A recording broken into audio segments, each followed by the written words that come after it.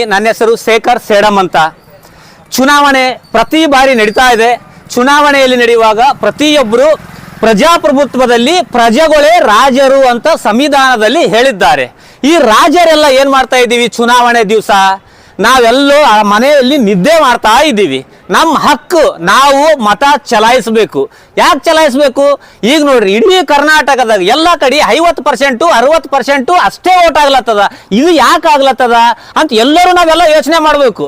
ಯೋಚನೆ ಮಾಡಿ ನೆಕ್ಸ್ಟ್ ಎಲೆಕ್ಷನ್ದಾಗ ಏನು ಮಾಡ್ಬೇಕಪ್ಪ ಅಂತಂದ್ರು, ಇದು ಬದಲಾಗಬೇಕು. ಬದಲಾವಣೆ ಅಂದ್ರೆ ಏನಪ್ಪ ಅಂತಂದ್ರೆ, ನಾ ಇದ್ದೀನಿ, ನಾ ಈಗ ಓಟ್ ಹಾಕ್ತೀನಿ, ಓಟ್ ಹಾಕಿರೋ ನಡೀತದ, ಹಾಕ್ಲಿಲ್ಲ ಅಂದ್ರೂ ನಡೀತದ ಅಂತ ಆರಾಮಾಗಿರ್ತಾರ. ನೆಕ್ಸ್ಟ್ ಚೇಂಜ್ ಮಾಡ್ಬೇಕು. ನೆಕ್ಸ್ಟ್ ಚೇಂಜ್ ಅಂದ್ರೆ ಏನು? ಒಂದು ಆಫೀಸರ್ ಓಟ್ ಹಾಕ್ಲಿಲ್ಲಪ್ಪ ಅಂತಂದ್ರೆ ಅವ್ರಿಗೆ ಪೇಮೆಂಟ್ ಆಗ್ಬಾರ್ದು. ಮತ್ತು ಇನ್ನೂ ಒಂದು, ನಾ ಟ್ರೈನಾಗ ಎಲ್ಲಿಗಾನ ಬೆಂಗಳೂರು ಹೈದರಾಬಾದ್ ಹೋಗ್ಲತ್ತೇನೆ ಒಂದು ರಿಸರ್ವೇಷನ್ ಟಿಕೆಟ್ ಕೊಡಬಾರ್ದು. ಮತ್ತು ನಾ ಇವತ್ತು ಸೇಡಂಲಿಂತ ಗುಲ್ಬರ್ಗ ಹೋಗ್ಲತ್ತೇನೆ ಅಂದ್ರೆ ಬಸ್ಸಿನಾಗ ಏರ್ಸ್ಕೋಬಾರ್ದು. ನನ್ನ Aadhaar card, ID card, ration ಕೊಡಬಾರ್ದು. ಮತ್ತು ಇನ್ನೂ ಒಂದು ಏನಾಗ್ತದಪ್ಪ ಅಂತಂದ್ರು, ನಾವು ಕಂಪಲ್ಸರಿ ಓಟ್ ಮಾಡೇ ಮಾಡ್ತೀವಿ. ಅವಾಗ ನಮ್ಮ ಬ್ಯಾಂಕಿನಾಗ ನನ್ನ ರೊಕ್ಕ ನನಗೂ ಕೊಡ್ಬೇಕಾದ್ರು ಓಟ್ ಹಾಕಿದೆ ಇಲ್ಲ ಅಂತ ಒಂದು ಕಾರ್ಡ್ ಕೊಡ್ಬೇಕು. ಒಂದು ಕಾರ್ಡ್ ಕೊಟ್ಟ ಮ್ಯಾಗ ಓಟ್ ಹಾಕಿದೀನಿ ನಾನು ಅಂತ ಗೊತ್ತಾಯ್ತಪ್ಪ ಅಂತಂದ್ರೆ ನಾ ರೊಕ್ಕ ಬ್ಯಾಂಕಿನಾಗ ಹಾಕಬೇಕು, ಬ್ಯಾಂಕಿನಾಗಿನ ರೊಕ್ಕ ನಾ ತಗೋಬೇಕು. ರೇಷನ್ ಕಾರ್ಡ್ನು ಓಟ್ ಹಾಕಿರೇ ಕೊಡ್ಬೇಕು.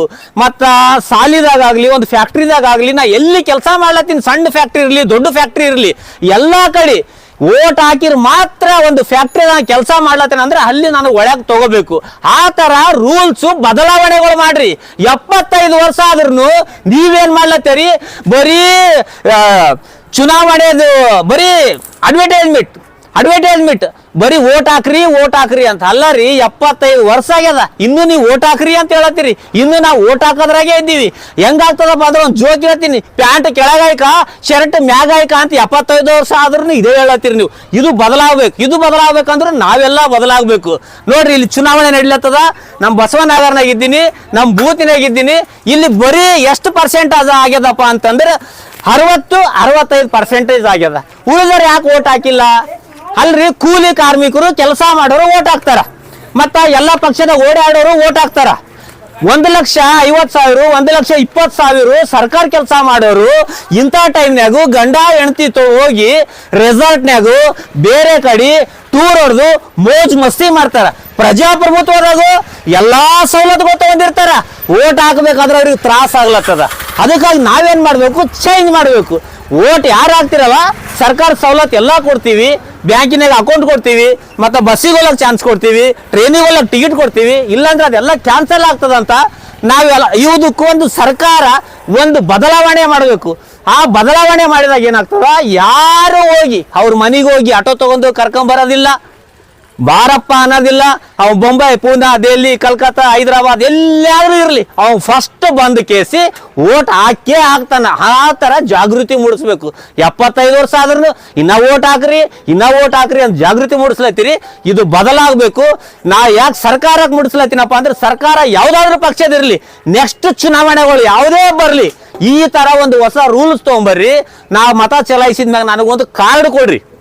ಶೇಖರ್ ಮತ ಚಲಾಯಿಸನ, ಬಸ್ಸಿಗೆ ಹೋಗ್ಬೋದು, ಟ್ರೈನಿಗೆ ಹೋಗ್ಬೋದು, ಫ್ಯಾಕ್ಟ್ರಿ ಕೆಲಸ ಮಾಡ್ಲಿಕ್ಕೂ ಹೋಗ್ಬೋದು, ರಿಸರ್ವೇಷನ್ ಟಿಕೆಟು ತಗೋಬಹುದು, ಮತ್ತು ರೇಷನ್ನು ತಗೋಬಹುದು. ಸರ್ಕಾರದ ಎಲ್ಲಾ ಸವಲತ್ತು ತಗೋಬೇಕು. ಅಕಸ್ಮಾತ್ ನಾವು ಓಟ್ ಹಾಕಿಲ್ಲ ಅಂತಂದ್ರು ನನಗೆ ಏನೂ ಸವಲತ್ತು ಕೊಡಲ್ಲ ಅಂತ ಈ ತರ ಒಂದು ಹೊಸ ರೂಲ್ಸ್ ಮಾಡ್ರಿ. ಅವಾಗ ಕಂಪಲ್ಸರಿ ಓಟ್ ಆಗ್ತದ. 100% ಆಗ್ತದ, ಇಲ್ಲ 99% ಓಟ್ ಆಗ್ತದಂತ ನಾನು ಸರ್ಕಾರಕ್ಕೆ ಒಂದು ಮನವಿ ಮಾಡಿಕೊಡ್ತಾ ಇದ್ದೀನಿ. ಇಡೀ ನಮ್ಮ ಕರ್ನಾಟಕ ಸರ್ಕಾರದಿಂದ, ಸಮಸ್ತ ಕರ್ನಾಟಕದ ಜನತೆಯಿಂದ ನಾನೊಂದು ಸರ್ಕಾರಕ್ಕೆ ಸಂದೇಶ ಕೊಡ್ತಾ ಇದ್ದೀನಿ. ನೆಕ್ಸ್ಟ್ ಚುನಾವಣೆಯಲ್ಲಿ ಈ ತರ ಬದಲಾವಣೆ ಮಾಡ್ರಿ. ಅವಾಗ ಕಂಪಲ್ಸರಿ ಎಲ್ಲರೂ ಬಂದು ಓಟ್ ಹಾಕ್ತಾರ. ಯಾರು ಮೋಜು ಮಸ್ತಿ ಮಾಡ್ಲಕ್ ಹೋಗಲ್ಲ, ಮನೆಯಲ್ಲಿ ಊಟ ಮಾಡಿ ಮಕ್ಕಲ್ಲ, ಅವಾಗ ಓಟ್ ಹಾಕ್ತಾರ. ನೀವು ಹೋಗಿ ನೀ ಬಾರಪ್ಪ, ನೀ ಬಾ, ರಾಮಣ್ಣ, ಶ್ಯಾಮಣ್ಣ, ಯಲ್ಲಪ್ಪ, ಮಲ್ಲಪ್ಪ ಅಂತ ಯಾರಿಗೆ ಕರೆ ಅವಶ್ಯಕತೆನೇ ಇಲ್ಲ. ಈ ತರ ರೂಲ್ಸ್ ಮಾಡ್ರಿ. ಯಾಕೆ ಆಗಲ್ಲ ರೂಲ್ಸ್? ಏನೇನೋ ಬದಲಾವಣೆ ಮಾಡ್ತೀನಿ ಅಂತೀರಿ, ನಾ ಹಂಗ ಮಾಡ್ತೀನಿ, ನಾ ಹಿಂಗು ಮಾಡ್ತೀನಿ ಅಂತ ದೊಡ್ಡ ಸ್ಟೇಜ್ ಹಾಕಂತ ಹೇಳ್ತೀರಿ. ಇದು ಒಂದು ಬದಲಾವಣೆ ಮಾಡ್ರಿ. ಇದು ಒಂದು ಬದಲಾವಣೆ ಮಾಡಿದ್ರೆ ಅಂದ್ರೆ 99% ಓಟ್ ಆಗ್ತದ ಅಂತ ನಾನು ಹೇಳ್ತೀನಿ. ಇದಕ್ಕೆ ನೀವೇನಂತೀರಿ? ಕರ್ನಾಟಕದಲ್ಲಿರುವ ಪ್ರಜೆಗಳೇ